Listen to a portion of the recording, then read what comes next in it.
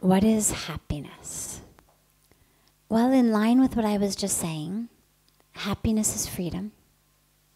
Without freedom, you can't really be happy. You can have temporary enjoyment. As I said, rubbing my body against my silk cage or eating my chocolate chips out of the cookies in my sweet cage. But if I'm in a cage, I'm not really happy. And whether that cage is made of my karma, or whether that cage is made of my desires, that's what's true for most of us. I create this cage. In order to be happy, I need this, or I need that. This job, that money, this body, that spouse, this house, whatever my thing is, then I'll be happy.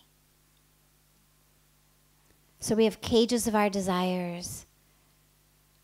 We have cages of our egos that say, this is who I am. And the problem with that is, the more rigid and stuck you are, there's no room for life to flow. And if there's no room for life to flow through us, you can't really be happy. Because as I always say, you can't be happy tomorrow or yesterday. You only can be happy right now. I mean, just try it for a moment. Can you be happy tomorrow? Anybody? Not now. If you're going to be happy tomorrow, you have to wait till tomorrow. You can't tell me today you're going to be happy tomorrow. You have no idea. There could be an earthquake. There could be a fire. The earth could open up. You could get a phone call that your most beloved one died. You have no idea that you're going to be happy tomorrow. Your only opportunity for happiness is right here and right now. And the only way to actually be happy tomorrow is to be happy now. Because this moment becomes next moment, becomes next moment.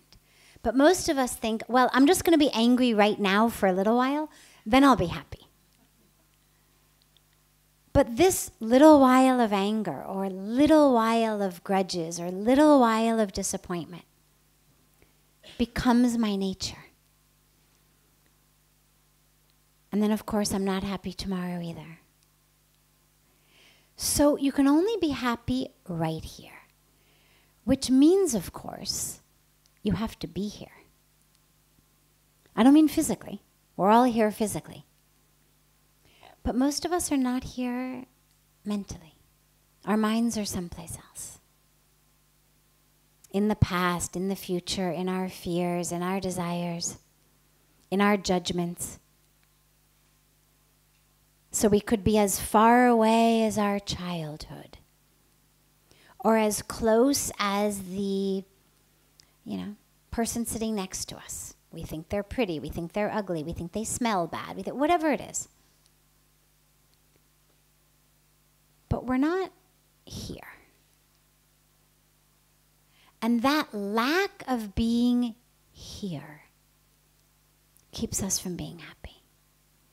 So happiness is an experience,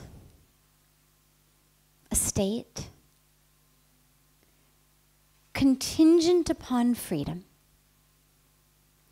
in which the flow of the flowering, blossoming universe flows not only outside of us, but inside of us. So you can't say a sunset is happy. But why does a sunset make me happy? Because in that moment, I've connected with it. I'm there. If I'm sitting watching the sunset fighting with my husband or wife, I'm not going to enjoy it. Doesn't matter how beautiful the sunset is. If I'm sitting with somebody on a bench watching the sunset and we're fighting, I'm not happy.